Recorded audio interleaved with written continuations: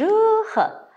Cette fois-ci, je vais vous parler encore de l'autre formation, du Qigong et de méditation, qui est le pilier de ton corps, puisque cette école a créé il y a 28 ans, donc 1995. Depuis toutes ces années, plus de 2000 élèves sont diplômés de cette école. Une école de vie à l'éveil de conscience, puisque nous avons vécu beaucoup de moments extraordinaires à l'époque entre la France et la Chine. Les 3 ans de formation aboutissent à une vraie transformation de l'être, tant que dans le corps physiologique, la santé, que dans l'esprit, dans notre vision du monde, notre façon de vivre.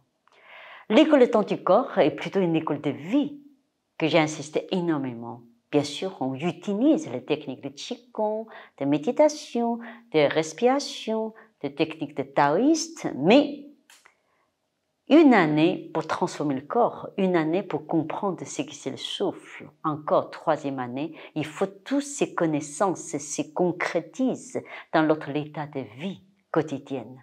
C'est ça la vraie transformation. 3 ans, c'est très court, en même temps, c'est très long. 30 ans bientôt de cette formation.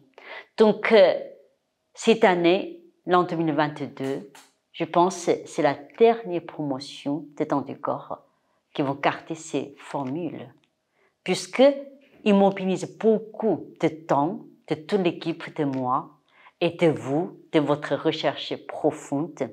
Ils mobilisent aussi notre résonance dans ce monde. Je pense que ces 3 ans, c'est extrêmement précieux pour faire un parcours singulier. Donc, n'hésite pas de venir profiter de cette dernière promotion de 3 ans.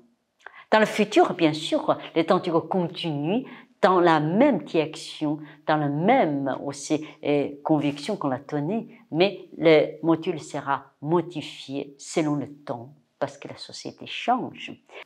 Début 6 ans spécialement, les élèves de 3e année devront rédiger les mémoires.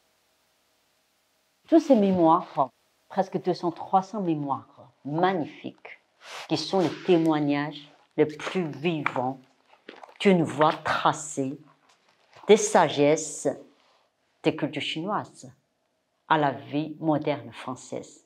Comment le corps, le cœur et l'esprit se résonnent pour éveiller notre potentiel de vivre, parce que ça constitue réellement notre conviction dès le départ.